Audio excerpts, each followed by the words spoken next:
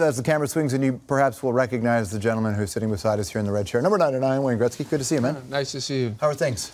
Everything's great, great. I'm excited to be here. I'm kind of nervous, actually. Oh, I think you'll be all right. When you look at that photo, you were commenting on that picture behind you. What do you remember? I was saying that photo there, remember, because of the patch on the shoulder. That was our first game in New York, and we got beat 10-1. Glenn Sather wasn't too happy, so I hope he has a better night tonight. Yes. 10-1. You got one. Who was the goalie? John Davidson? John Davidson was the goaltender. We were a young group of kids, and we weren't quite ready for the bright lights of Manhattan. And we took it on the chin pretty good. And it has a big impact. It has a big. You remember every minute of it. When you're watching the season so far, what are you thinking?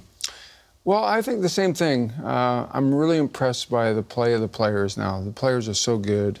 They're so fast. They're so big. The coaching is so much better. The goaltending is so much better. I always tease that in the old days, you take sort of the lumpy kid and say, you be the goaltender. Mm-hmm. Now the goaltenders are athletes. It's hard to score, and the coaching is so good. And it's early in the season. It's hard for the teams who got to the semifinals, finals to find their groove this early in the season. So you don't have to worry too much about teams like Chicago and LA. They'll be there in the end. They're very good teams. So is there too much coaching? You hear some people talk about how the players are overcoached right now. Really? Too many systems. Yeah. I don't know. I think the players want to be coached. The greatest thing about the hockey players are they're wonderful people. And they want to be taught, and they want to be coached, and they want to get better, and they want to be successful. So in our sport, I don't think so. I really believe each and every guy I've ever played with, the kids who I know, the kids that I had the pleasure to coach when I did coach, they want to get better. So no, I don't think that's an issue. Did you like being behind the bench? Do you want to? I loved it. I loved every minute of it. I'm glad I did it. Yeah. It was a challenge for me. I'm not sure it's in the cards in the future for me though. But I loved every minute of it. And I had a great captain, Shane Doan, and I had a good bunch of guys and a good general manager, Don Maloney. Mm-hmm. And it was, I really enjoyed it.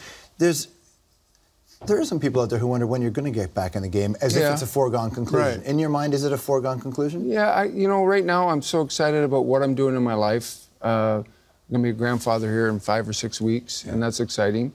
I have some businesses that I tend to that I'm enjoying. Tonight I'm doing a really fun function at the Hockey Hall of Fame. So I don't really actively look to get back into hockey. Now, I have friends in the game. I love Brian Burke, and I'm glad for him and Brad Treliving that Calgary's off to a great start. Obviously, Kevin Lowe and McTavish are good friends of mine. Mm-hmm. Dean Lombardi and Luc Robitaille in LA and Sutter. So I'm in the game, but I'm not really in the game. Do you miss that part of it? Yeah, sometimes I do. I got a little envious today. I saw the Rangers around the hotel, and I was thinking, gosh, I wish I was going over to the arena at 3:30 to get ready to play a game. But you know what? Life goes on, and listen, everything I have in my life is because of hockey, and I can't be any happier. How close were you to getting the Leafs job? Because that's the other story, that you were close to getting those jobs. Oh, we chatted. I finally can admit we chatted. It just wasn't the right thing for them and for me. Tim Lewicki's a wonderful man, and the organization is a good organization. And listen, I grew up a huge Toronto Maple Leaf fan. At one point, I almost signed here in 1996. But, sometimes things just happen for a reason, and it just didn't work out. But Brendan Shanahan is a wonderful man, and he's a good person, and I think he's going to do a wonderful job.